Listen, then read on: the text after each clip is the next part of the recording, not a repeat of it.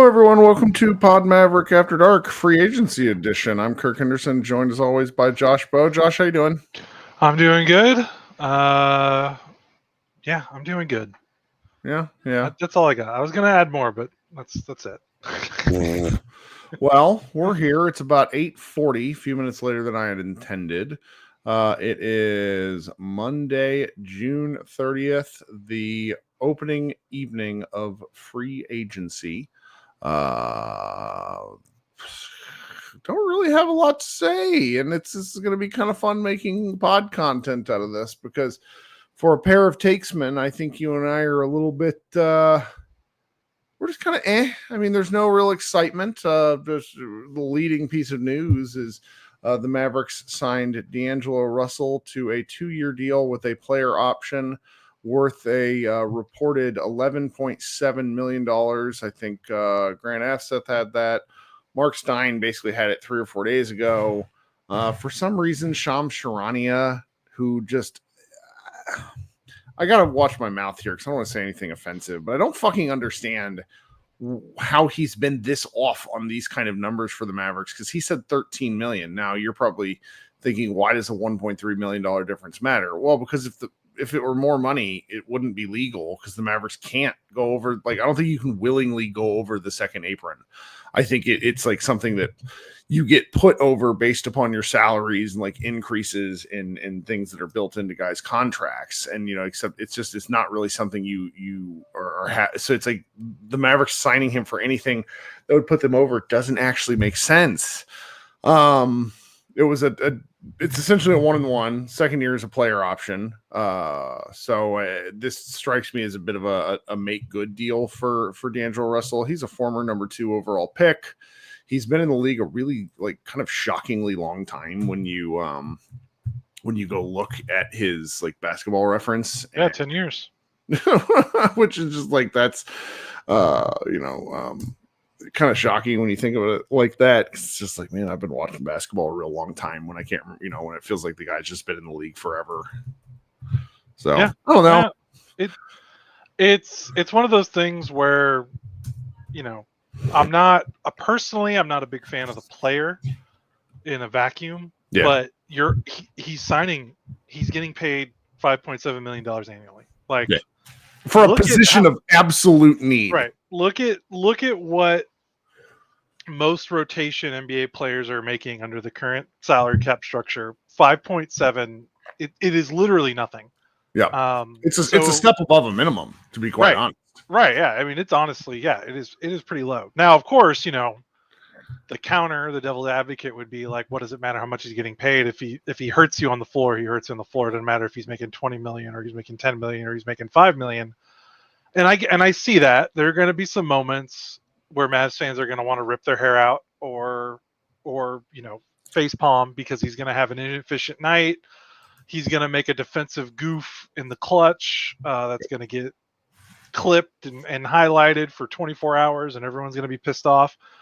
But at the end of the day, anyone that they would have signed for this amount would have had similar drawbacks. Not the same drawbacks, but just having their own set of red flags and flaws, because you do not sign a player for 5.7 million and get a perfect player that fits exactly everything you need and has no, like, there's a reason why these guys are available for this amount of money. Like, let's say they would have signed Chris Paul, or Tyus Jones just went for 7 million. Could you have negotiated him down?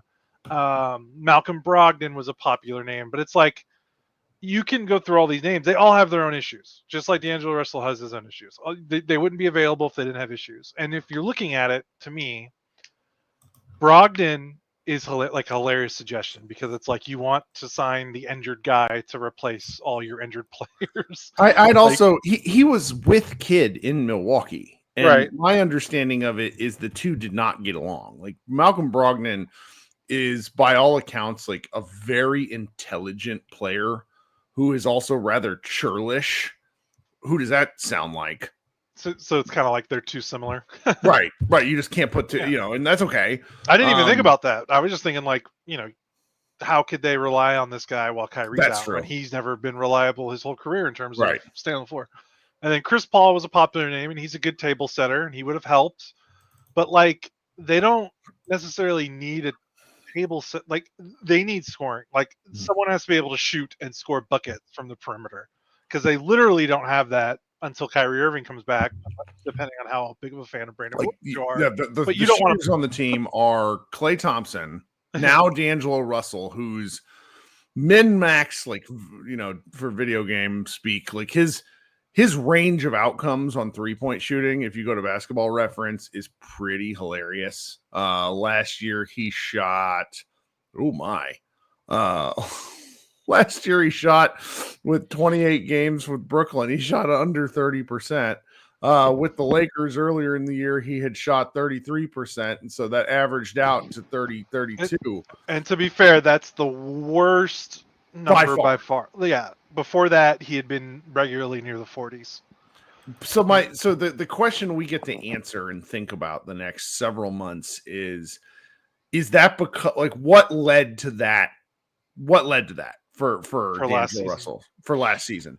Is it a lack of spacing? Yeah. And if it's a lack of spacing, that is it. The Mavericks have some interesting challenges. Now, I'm willing to write off the Brooklyn stint because that was not a team interested in winning games when he got there. And you just look at some of the minutes and the lineups that team played. It was pretty ghastly. But he didn't play very well before he got traded with the Lakers, which necessitated him being traded because they needed help. They weren't playing well. I think when they traded him, he was 8. The Lakers were 18-13, and they overall had a minus net rating. Funny enough, they were positive when D'Angelo was on the floor last season, and negative when he was off. But his shooting numbers also weren't very good. But I mean, he has never had back-to-back seasons below 35%. Yeah. Like he'll go 38, maybe he'll do 34, but then he'll do 39, 39, 40, 41. I would anticipate him bouncing back, but of course he's not gonna have spacing. I don't know how open his shots are gonna be, but also when he's right, he's a pretty decent pull-up 3-point shooter. So he maybe doesn't need open spot-up looks to be productive because he has produced while being kind of a self-creator before. Yep. So in terms of my whinging the past 6 weeks over what do the Mavericks do about playmaking, I think the bottom line is this is the probably the best possible answer for how I would like to see them play. Like, I'm not number one, I hate Chris Paul with a religious fervor. So that's a big thing for me. I know it's not logical. But also he can't score anymore. He can't run. Right. I'm not interested. The Mavericks are going to be a 3 yards in a cloud of dust offense. We've got to. You're writing about it at some point. I'm very interested to see how creative the Mavericks get offensively. But having a dynamic guy off the ball, they needed this. They just needed it because otherwise your options kind of get a little dark. And Brandon Williams and him don't want to put that much on him. I'm looking for him and Brandon Williams can hold the fort, and that's kind of the goal here. If you're looking for any kind of optimism on, and if they're not going to make a big trade, yes. So and Sports Masochist says signing Nembhard and also D'Lo in the same week is the most hilarious thing. I don't think Nembhard is going to be on the Mavericks in any way other than a 2-way. There's just not Nembhard's 5'11". I'm looking forward to seeing him in summer league. And I don't want to hurt, his feelings. I would love to be proven wrong about it, but it's smaller guards on this offense. You've got to be able to score the ball. That's where Brandon Williams comes into play. And Nembhard is a great table setter, and his shot is different. His shot is just not.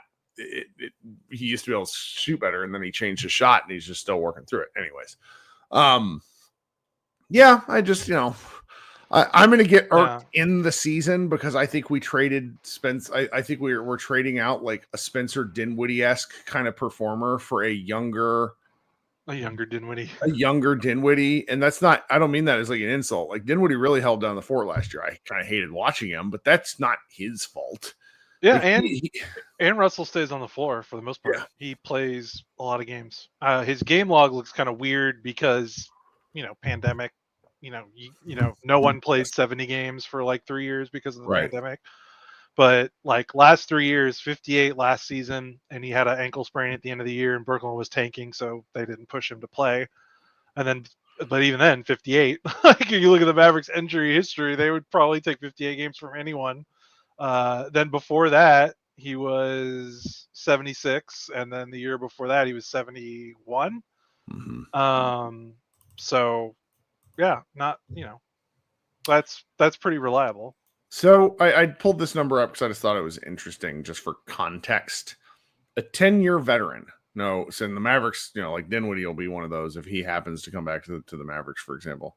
A 10-year veteran in 2025 is owed $3.6 million. So you're getting Barely right above it. And so it's like when you think about it from that perspective, I have to accept it. We've beaten on the front office for how they got into this position, and I think that's fair. But bitching about the specific moves once they're in the bad position, I don't think is fair. Right. The problem isn't them signing D'Angelo Russell. The Mhm. problem is they built a team that's reliant on a Kyrie Irving, an older team that's hurt. Like that's not. Yeah, that's the problem. And Russell's not going to be able to necessarily solve it. He will help. That's but right. They weren't going to find anyone with $5.7 million that was going to fix what was wrong with the roster. So T. Lou asks, who else would the Mavs sign for the taxpayer mid-level exception? D'Lo isn't the problem. The fact that we are looking for a guard making $6 million to save the season is. That's correct. Right. And I mean, save the season's a little strong. I mean, I get just like when you look at the Mavericks on paper, and I'm including D'Angelo Russell on this. When you look at the Mavericks on paper, if you're a real hooper guy, if you're like a 2K person that maybe doesn't watch a ton outside the Mavericks, you're looking at this team going, tell me why we can't win. Because I actually got a lot of messages to that effect today. It's like, tell me why this team is not, like, why do you not like this team? And I'm just sitting here thinking, man, I like the individual players. There's objectively a lot of talent. A lot of talent. I mean, 2 number 1 overall picks, 3 number 1 overall picks, once considering Flag and Kyrie, but it's just the pieces have to fit. And that's where it's just like they're going to be running some big ball lineups. We're seeing lots of different stuff out there about this. And I'm not going to close the door on it. I'm not going to be that harsh, except when goated on Twitter, I guess. But I'm a little like looking at it kind of cross-eyed going, all right, I guess I have to see me. Like, I guess you could sell me on it. Cause I think really what we're going to see happen is this kind of team should beat the shit out of the worst teams in the league. Absolutely. Like, really punish some of the teams that are underperforming. Like, go ahead. Yeah, there will be weeks, assuming nothing else major changes, and this is kind of the team they're going with. There will be weeks where they look like the greatest team ever, and it's like, wow, they figured it out. You big saw ball vision. All these other teams are going to be tearing up their rosters to try to get bigger and match what the Mavericks are doing because they're going to play like Orlando and Brooklyn and Memphis and Portland. Like they're going to play a stretch where they play like 7 games and 6 of them are going to be against teams with records that are at best as them or worse. And they're, like you said, they're gonna kick the dog crap out of them because they're just by default the talent and the depth. Like as long as they're healthy, they're just gonna roll over teams in a regular season where there's not a lot of practice time, there's not a lot of scouting.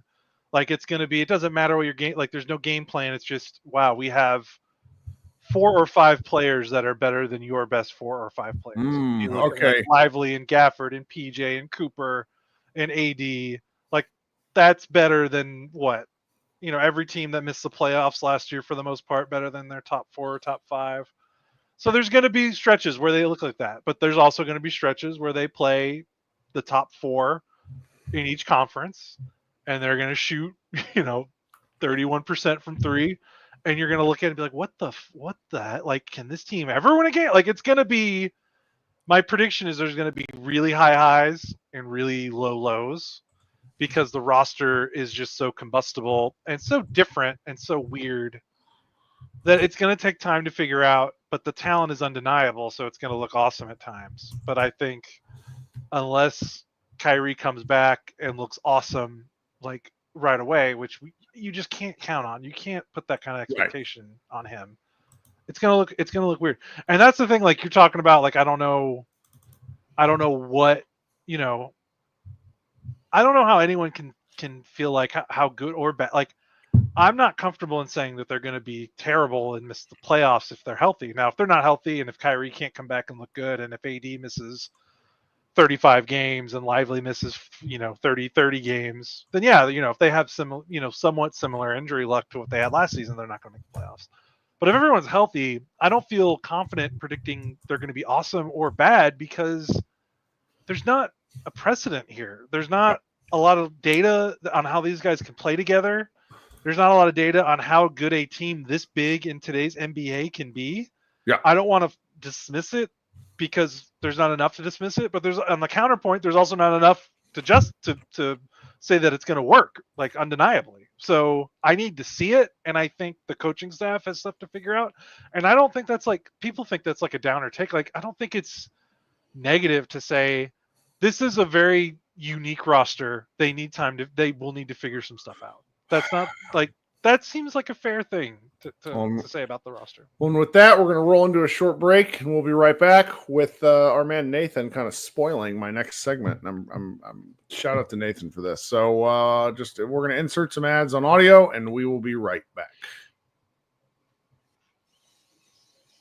Thank you so much for sticking with us. If you are listening to our audio stream, somebody reach out and let me know if the ads actually post. Josh told me I forgot to do it the other day. On the I don't Friday know if you one. forgot. Maybe it didn't work. I didn't check. If it didn't work, I'm curious. So I'll actually do it correctly tonight.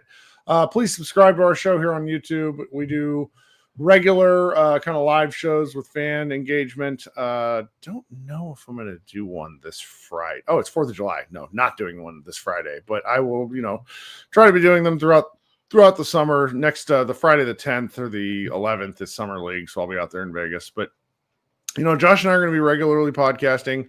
We will probably do shows after the first 2 Cooper Flag games and kind of treat them like actual basketball games because they're going to be interesting.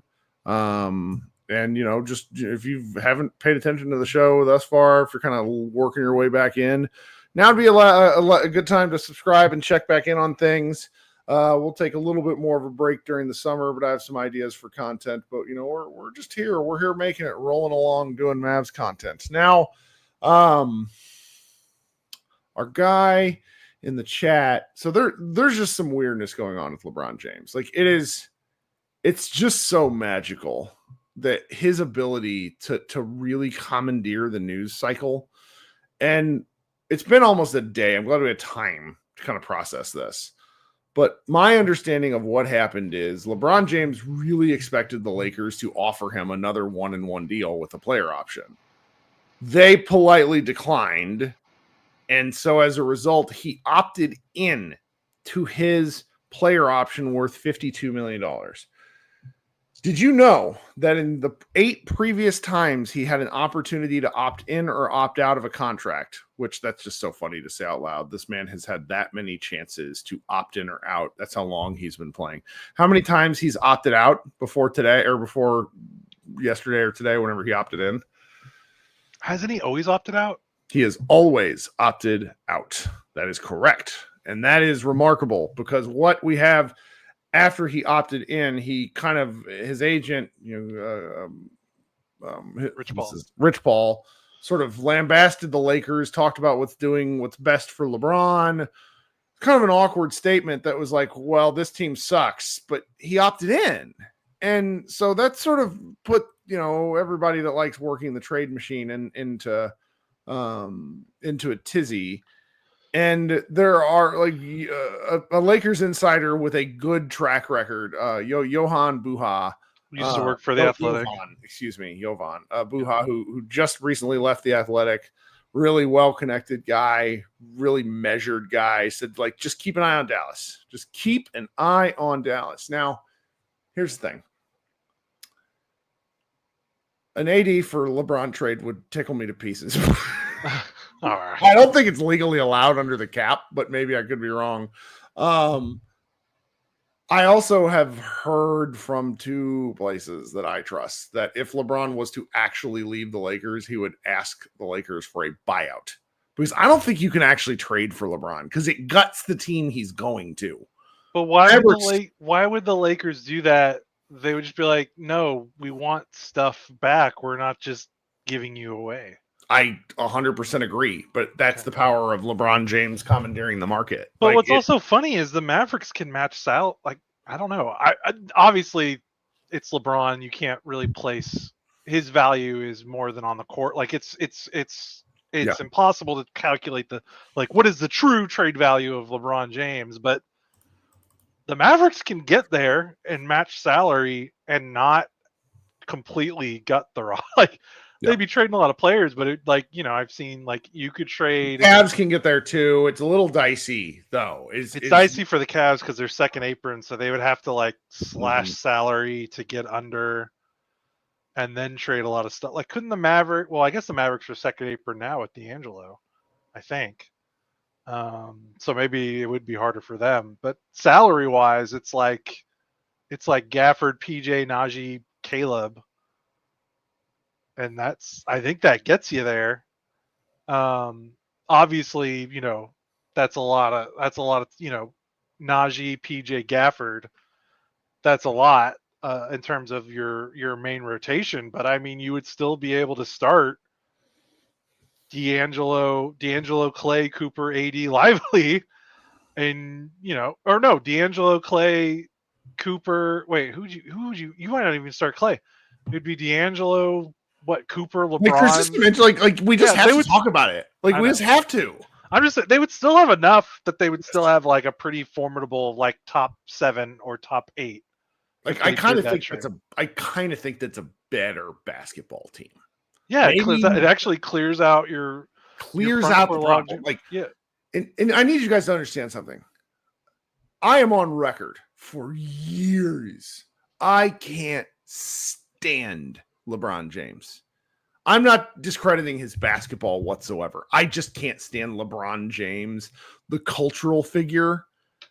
And you've got to understand just how hilarious it would be if I would have to cover a team with 3 players that I really have a long track record of not liking. Yes, it would be incredible. It would be I would feel bad for you, but it's tremendous content.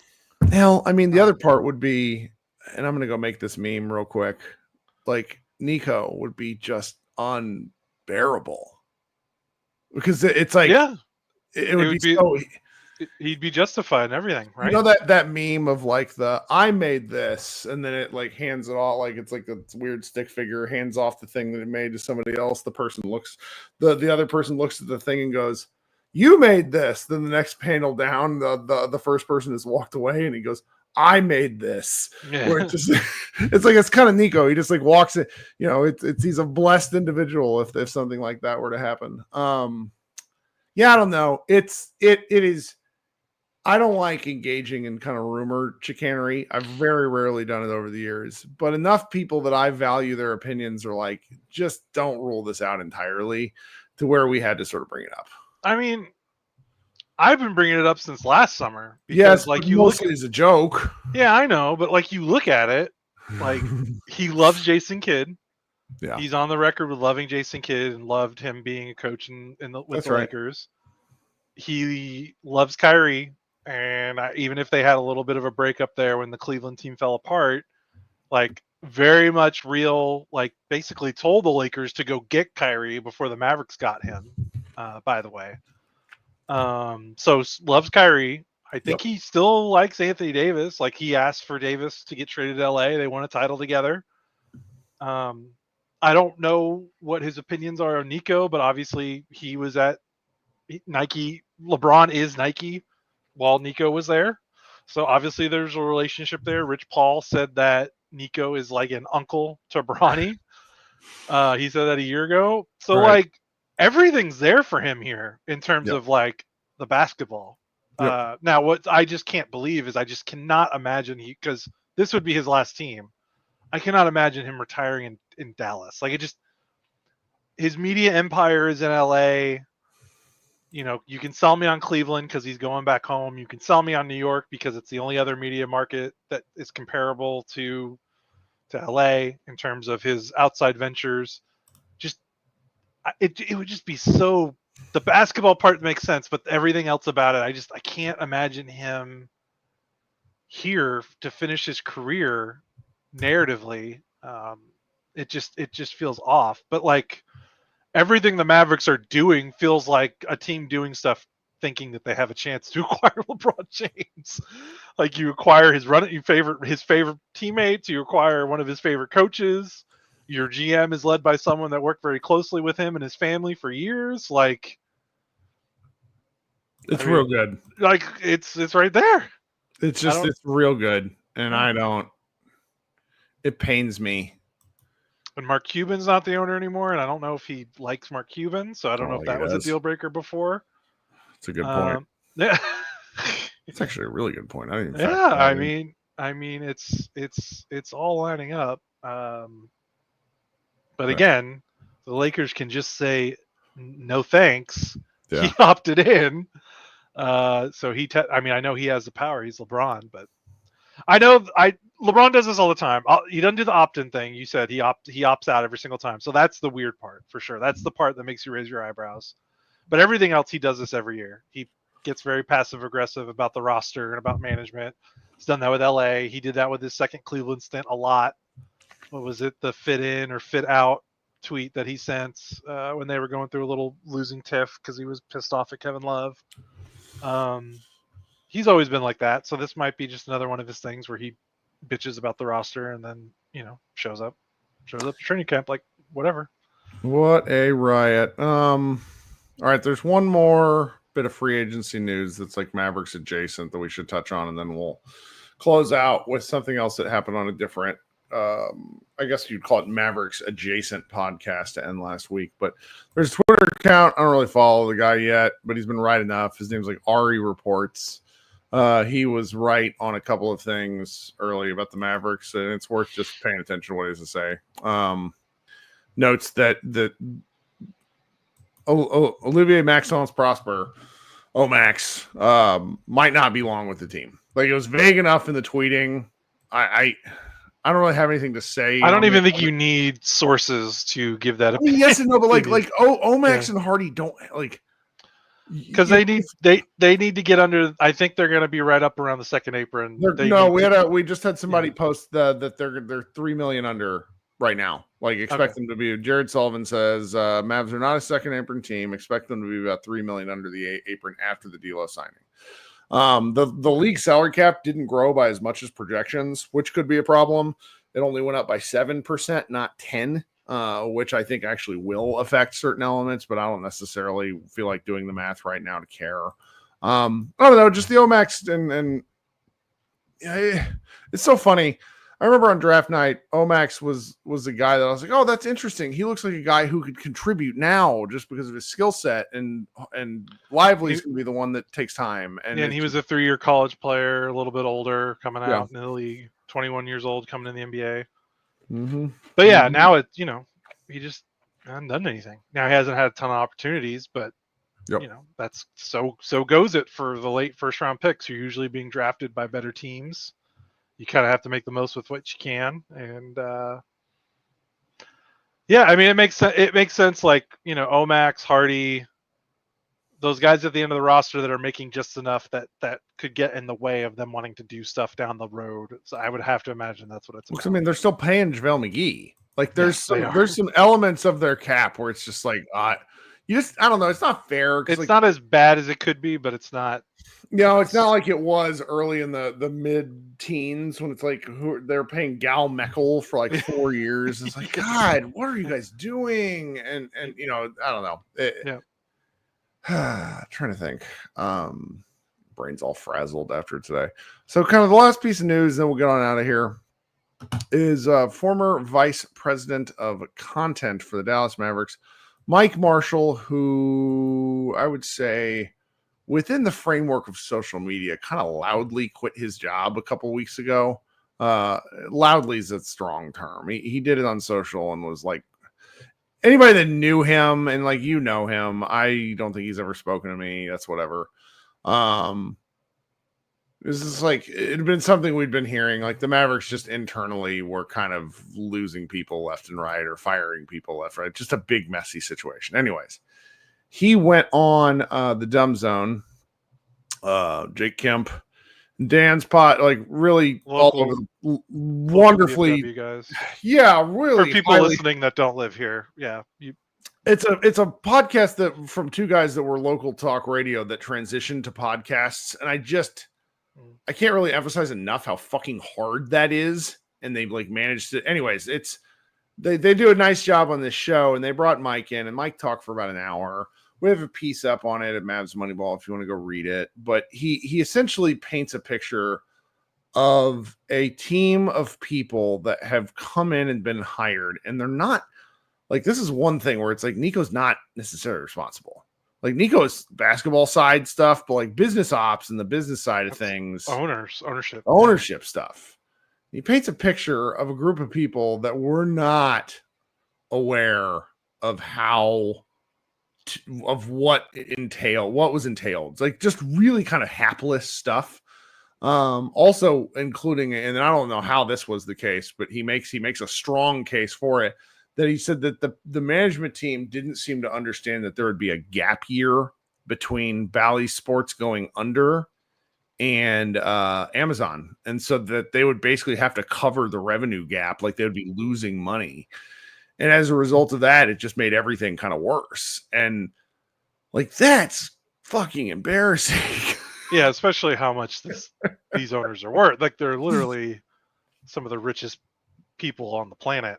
Like getting like, we talk about Steve Ballmer money and how much that makes a difference for the non-cap stuff for the Clippers, like their arena, their support staff, like all the stuff that doesn't have a salary cap in the NBA.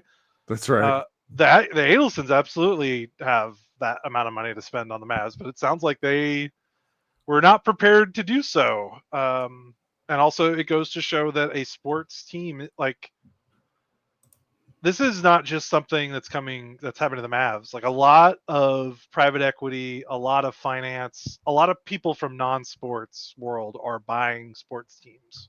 Like it used to be it is kind of funny how like, in the 70s, 80s, 90s, like these pro teams were kind of millionaire mom and pop organizations in a way. Now you've got all the, these people coming in from the outside that aren't used to the industry, and you do not run a sports team like you run an investment fund or a private equity firm or whatever. So it's just there's some learning curve there, and there's some hard realities that these people are finding out about. Well, and Cuban said some things. I think my friend Najee the Knife, I can't remember whatever his Twitter handle is talking to us in the chat. But just know we talked about D'Lo earlier in the show, so we were on to something else here, but you can circle back and listen, and we can talk about it later if you want. But essentially, Cuban, when he went on his, I wasn't part of the Luka trade podcast tour, which he has conveniently since now memory hold that fucking thing. Whatever, Cuban's different, but he mentioned how much money he lost yearly on the Mavs. I actually believe him, but the challenge and why this becomes frustrating is like you make your money on the sale. So if Mark was almost the sole majority owner and he sold he sold the majority share, let's just say it's 66%. It's probably what it is, for the 3 whatever billion. Okay. He paid $280 million, I think, for the team in 1999, 2000, something like that. I could be getting the facts wrong. Somebody will probably check me. Yeah. He made it all back and then some. Yes. Yeah. Like there's no, like, we don't really care that you lost money because you eventually, if you were broke enough to need to sell, and I don't think he was broke enough, but it's like if you needed the money and decided to sell the team, you made everything you lost back. And times whatever. Like again, that's why it's like Mark Cuban, anyways, and that goes with all teams. So it's like hearing that these guys were very cheap on the front end and basically didn't give the way he phrased it was like they promised they had to be told that team employee bonuses were normal for the playoffs, and then promised it, and then didn't pay them out. And like that's a fuck. If anybody's watched Christmas Vacation from it's like the Mavs offer a Jelly of the Month club. Like what the fuck? Well, and especially it was the finals 2024 finals run, which is literally the longest. Like that's quote unquote overtime an NBA team employee can put in. Like it's not like they got swept in the first round and that was it. Like we're talking they were working when the regular season is supposed to end in mid-April, and they're working till almost the end of June. And then there's no break. They got to go right into the draft, and NBA teams and their media teams and their social teams, they basically didn't have an off period until August. If you think about the people that work on the business side, and I don't even know what happens then. Maybe I don't know. It's tough because I think we have to assume quite reasonably that the Mavericks are part of the Adelson portfolio, the Sands Corp. I don't know, whatever you want to call it. And like, I don't know if it's right. Like it's accurate to call this what's happening cheap, but I don't know if it's fair in that if you're operating a business, you look for means like the basic goal of a business is to make more money than you spend. Yes, like that's what it is. The problem is professional sports teams are much more akin to public utilities than they are regular businesses. You can make money off of it. It is just exceedingly difficult. And Cuban, with some of the bets that he took over the years, left the Mavericks in a position where they weren't able to leverage their team rights, or I'm sorry, their broadcast rights in a way that made any money. Like they signed all these deals. They weren't able to leverage streaming in a correct way. And so, the team might have been losing money. And it seemed like when he sold the team, he was giving the impression that coming up with the cash to operate the team was very difficult. So now they no longer have that problem. Like the Mavericks flat out no longer have that problem. There is cash with which the team can operate. Only the extravagant spending days in Cuban's era, and it did seem like he went out of his way to take care of people. Like that's done. It's done. Yeah. And that is not a Nico thing. But Nico did devalue the team by trading Luka. So like there's a lot of shit at play here, and it's really uncomfortable. Yep. And it shouldn't be stuff we have to care about, but we kind of got to talk about it in context when you get a guy like Flag coming in. Yeah. Yeah. And it's really funny how this works because for years we were like, this organization is so stagnant under Cuban and they need new regime changes and leadership.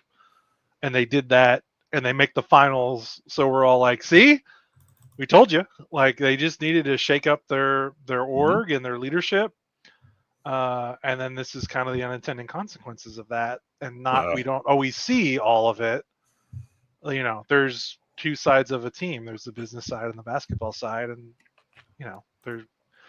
it's more complicated than sometimes, I make it out to be or when we talk about it. And that interview just kind of highlighted there's obviously some dysfunction going on. And it's a bummer. I don't know. It's a bummer. It's a bummer. What's particularly fascinating to me, though, in a morbid way, is this is just so different than the recent team acquisitions where you have the guy who came in and bought the Suns and spent so much money for failure. Whereas the Mavericks, they get these new owners that come in and essentially cheap out while staring success in the face. Like that shit is crazy. And also the Suns failed, but also he, I think he pioneered he was one of the first to redo the TV stuff, and he made watching Suns games easier in the Phoenix area. And that rollout was pretty well received. I think, he did the stuff like, I don't know if it was him or if it was a Utah owner, which is another similar situation where they lowered like the concession prices to like actually be like, so that stuff, the Suns and the Jazz might not have the on-court success, but it seems like in terms of the other stuff, they've been putting their money into that, spending money on that part of it, but hasn't led to hasn't led to wins, but the hot dogs are cheaper. Yeah. Well, all this is sucks because I don't like talking about this part of it. no, I hope everything works out on the up and up for the existing Mavs employees. I hope Mike Marshall has a place to go where he can feel appreciated. Yeah, I think he is working. Let's spill the beans. He's going to be doing something with D Magazine. That is his next stop. It's he will my favorite D Magazine. My who funds.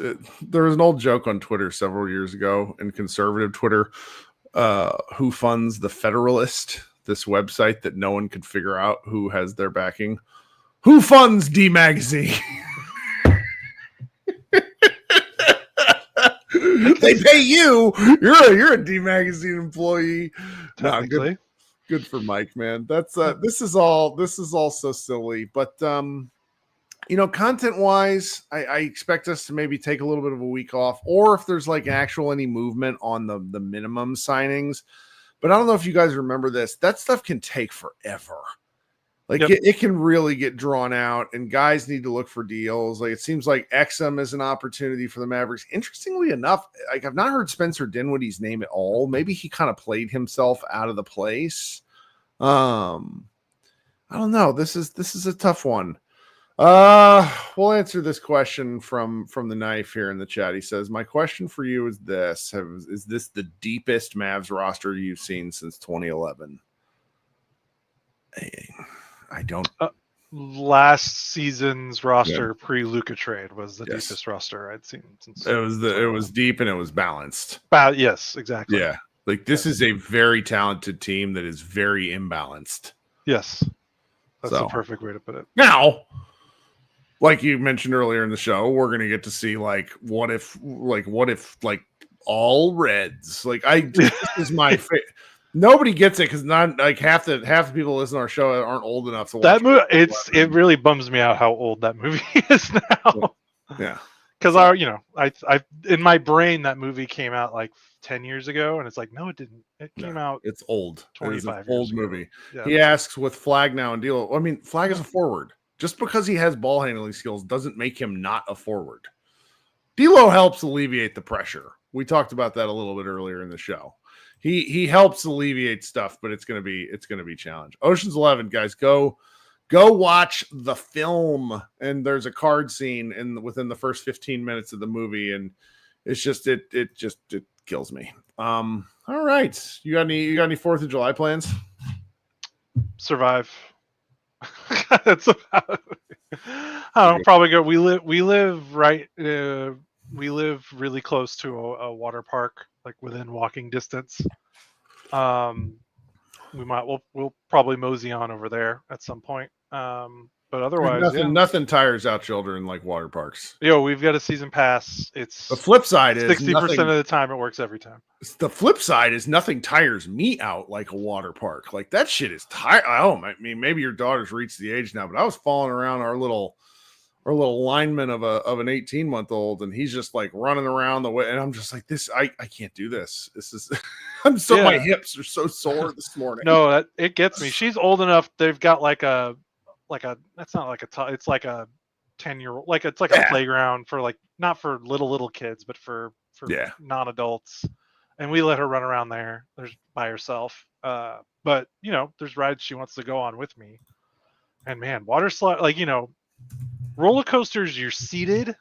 Like water slides are, I don't know. There's something more physically demanding about a water slide than like a roller coaster. Well, we're big people, yeah, and the damage it can do to your hips if you like shift the wrong way is real. Yes, I will say I am.